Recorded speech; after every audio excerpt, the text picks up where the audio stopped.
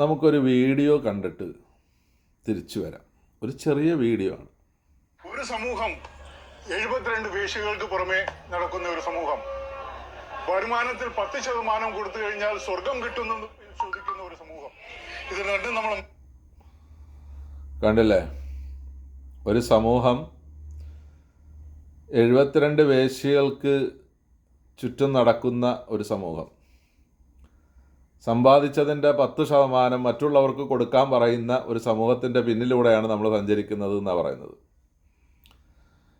ഇത് സാമിയാണോ ആസാമിയാണോ എന്നുള്ളതിൽ സംശയിക്കേണ്ടിയിരിക്കുന്നു.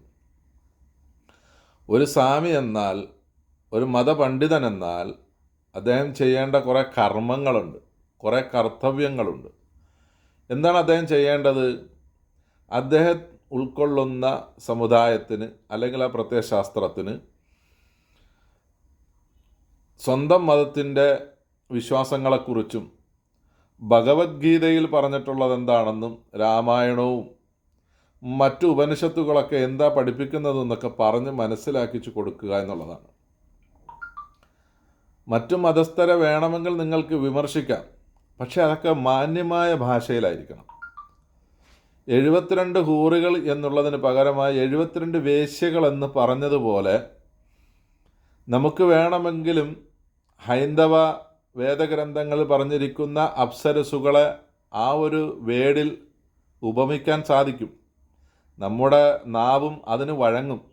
പക്ഷെ നമ്മളാരും അത് ചെയ്യാത്തത് ഞാൻ വിശ്വസിക്കുന്ന നമ്മുടെ പ്രത്യയശാസ്ത്രം അതിനനുവദിക്കുന്നില്ല എന്നുള്ള ഒരൊറ്റ കാരണം കൊണ്ടിട്ടാണ്. നമ്മൾ പഠിപ്പിച്ചു കൊടുക്കേണ്ടത് പാഞ്ചാലി ആരായിരുന്നു എന്നും പഞ്ചപാണ്ഡവന്മാരുടെ ആരായിരുന്നു പാഞ്ചാലി എന്നൊക്കെ പഠിപ്പിച്ചു കൊടുക്ക്. കൃഷ്ണന് എത്ര ഭാര്യമാരുണ്ടായിരുന്നു എന്ന് പഠിപ്പിച്ചു കൊടുക്ക്. ബാക്കിയൊക്കെ ഞാൻ പറയുന്നില്ല, വെറുതെ നമ്മളെ കൊണ്ടും പറയിപ്പിക്കരുത് എന്നാണ് ഈ സാമിയോട് എനിക്ക് പറയാനുള്ളത്. പിന്നെ കിട്ടുന്നത് മുഴുവനും സ്വന്തം കീശയിലേക്ക് വെക്കാൻ പഠിപ്പിക്കുന്നില്ല. കിട്ടുന്നതിൻ്റെ കണക്കും അതിൻ്റെ കുറച്ച് കാര്യങ്ങളൊക്കെ ഉണ്ട്, അതൊക്കെ ഒന്ന് പൂർത്തിയായാൽ അതിൻ്റെ ഒരു 2.5% മറ്റുള്ളവർക്ക് കൊടുക്കാനാണ് പഠിപ്പിക്കുന്നത്. അല്ലാതെ കിട്ടുന്നത് മുഴുവനും എൻ്റെ കീശയിൽ തന്നെ ഇരുന്നോട്ടെ എന്ന് പഠിപ്പിക്കുന്ന ഒരു പ്രത്യയശാസ്ത്രത്തിൻ്റെ ഉടമയല്ല ഞാൻ. അതുകൊണ്ട് തന്നെ ഇസ്ലാം വിഭാവനം ചെയ്യുന്ന കാര്യങ്ങൾ അത് എന്താണ് എന്ന് പരിപൂർണമായും പഠിക്കാനുള്ള ശ്രമം നടത്തുക. ഏതെങ്കിലും വാട്സപ്പ് യൂണിവേഴ്സിറ്റികളിൽ നിന്നും എന്തെങ്കിലും ലഭിക്കുന്നത് കൊണ്ട് വന്നിട്ട് അതൊക്കെ ഓൺലൈൻ ചാനലുകാരൻ്റെ മുന്നിൽ നിന്നിട്ട് വിളമ്പാനുള്ളതാ എന്നുള്ള ഒരു വസ്തുതയെങ്കിലും ഒന്ന് മനസ്സിലാക്കുന്നത് നല്ലതാണ്. അല്ലെങ്കിൽ ഇതുപോലെയുള്ള പ്രതികരണങ്ങളും ഉണ്ടാകും. തിരിച്ചിതുപോലെ നമ്മളാരും പ്രതികരിക്കാറില്ല. നമ്മുടെയൊക്കെ മതപണ്ഡിതന്മാർ ഈ മതത്തിൻ്റെ നിയമസംഹിതകളും ഈ മതത്തിൽ എന്തൊക്കെ പഠിപ്പിക്കുന്നു എന്നുള്ളതുമൊക്കെയാണ് മറ്റുള്ളവർക്ക് പഠിപ്പിച്ചു കൊടുക്കുന്നത്. മറ്റൊരു മതത്തിനെ ഇകഴ്ത്താനും മറ്റൊരു മതത്തിൻ്റെ വിശ്വാസങ്ങളെ എതിർക്കാനോ മറ്റൊരു മതത്തിൻ്റെ ആചാര അനുഷ്ഠാനങ്ങളെ തള്ളിപ്പറയാനോ പരിഹസിക്കാനോ നിൽക്കാറില്ല. അങ്ങനെ നിൽക്കാൻ വേണ്ടിയിട്ടാണ് എങ്കിൽ പരസ്പരം അങ്ങോട്ടും ഇങ്ങോട്ടും തമ്മിൽ തല്ലാൻ മാത്രമേ സമയമുണ്ടാവുകയുള്ളൂ. നിങ്ങൾക്ക് നിങ്ങളുടേതായ വേദഗ്രന്ഥങ്ങളിൽ പറഞ്ഞിരിക്കുന്ന കാര്യങ്ങൾക്ക് വ്യത്യസ്തമായ അവലംബങ്ങളും വ്യത്യസ്തമായ രീതികളുമൊക്കെ ഉണ്ടാകും. അത് മറ്റുള്ളവർക്ക് പഠിപ്പിച്ചു കൊടുക്കുകയാണ് വേണ്ടത്. ഇപ്പോൾ പഴയ കാലത്തൊക്കെ നമുക്കറിയാം, സന്ധ്യ ആയിക്കഴിഞ്ഞാൽ ഹൈന്ദവ സഹോദരങ്ങളുടെ വീടുകളിൽ അവിടുന്ന് സന്ധ്യാനാമം കേട്ടിരുന്നു, അവിടുന്ന് നാമജപം കേട്ടിരുന്നു. ഇപ്പം അതൊന്നും നടക്കുന്നില്ല. അപ്പോൾ ഇതുപോലെയുള്ള കുംഭമേളകൾ നടത്തുമ്പോൾ മറ്റുള്ള മതസ്ഥരുടെ ആചാരങ്ങളെയോ അല്ലെങ്കിൽ മറ്റുള്ള മതസ്ഥരെ കുറ്റം പറയാനോ ഉപയോഗപ്പെടുത്താതെ ലക്ഷങ്ങൾ വന്ന് മറിയുന്ന ഇത്തരത്തിലുള്ള സ്ഥലങ്ങളിലൊക്കെ അവർക്ക് ഉപകാരപ്പെടുന്നത് എന്തെങ്കിലും ചെയ്തു കൊടുക്കുക. ഏതെങ്കിലും സാധുക്കളുണ്ടെങ്കിൽ കുറച്ച് എന്തെങ്കിലുമൊക്കെ പിരിച്ച് അവർക്ക് എത്തിച്ചു കൊടുക്കൂ. ഒരുപാട് സാധുക്കൾ ഹൈന്ദവ സുഹൃത്തുക്കളിലില്ലേ?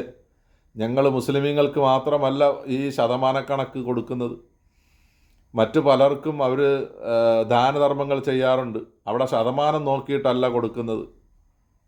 അപ്പോൾ അതുപോലെയുള്ള കാര്യങ്ങളൊക്കെ ചെയ്തുകൊണ്ട് മുന്നോട്ട് വരാനുള്ള ഒരു പരിശ്രമമാണ് നടത്തേണ്ടത്.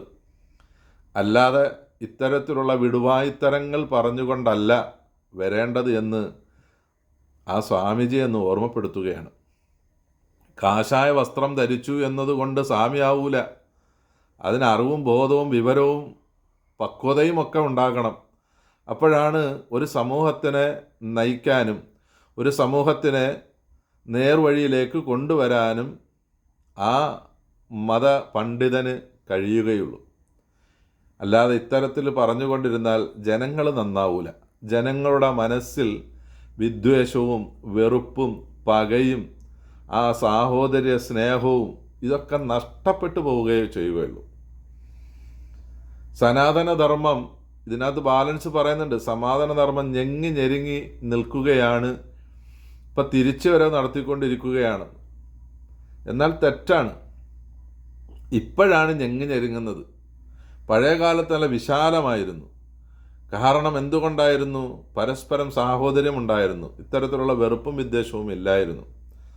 ഒരുപാട് ഹൈന്ദവ സുഹൃത്തുക്കളും കുടുംബവുമൊക്കെ നമുക്ക് എപ്പോഴും ബന്ധം പുലർത്തുന്നവരും അവരുടെ ആവശ്യങ്ങളും നമ്മുടെ ആവശ്യങ്ങളുമൊക്കെ പരസ്പരം പങ്കുവെക്കുന്നവരുമൊക്കെയാണ് ഞങ്ങളൊക്കെ. അതിൻ്റെ ഇടയിലേക്ക് ഇത്തരത്തിലുള്ള ഈ കുമ്മാട്ടിക്കളിയുമായിട്ട് ദയവ് ചെയ്തിട്ട് വരരുത്. എന്തിനാണ് ജനങ്ങളെ ഇങ്ങനെ തമ്മിലടിപ്പിക്കാൻ വരുന്നത്? അപ്സരസുകളെക്കുറിച്ച് ഞങ്ങൾ പറഞ്ഞാൽ എന്തായിരിക്കും ഇവിടെ ഒരവസ്ഥ? ശ്രീകൃഷ്ണൻ്റെ ഭാര്യമാരെക്കുറിച്ചും 1008 സ്ത്രീകൾ വേറെ ഉണ്ടായിരുന്നു, അവരെക്കുറിച്ചൊക്കെ നമ്മൾ എന്താ പറയുക?